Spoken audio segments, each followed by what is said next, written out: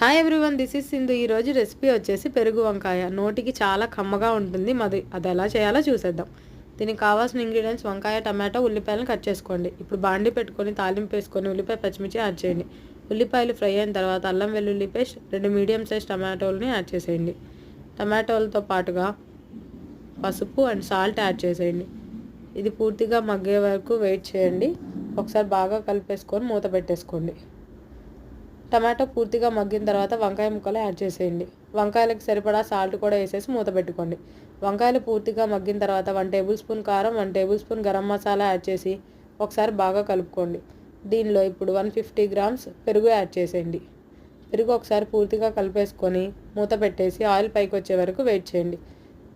Oil పైకి వచ్చిన తర్వాత స్టవ్ ఆఫ్ చేసుకోవడం. అంతేనండి, ఎంతో టేస్టీగా ఉండే పెరుగు వంకాయ రెడీ. ఇది అన్నం చపాతీలోకి చాలా బాగుంటుంది. మీకు నచ్చితే లైక్ చేయండి, మా ఛానల్కి సబ్స్క్రైబ్ చేసుకోండి.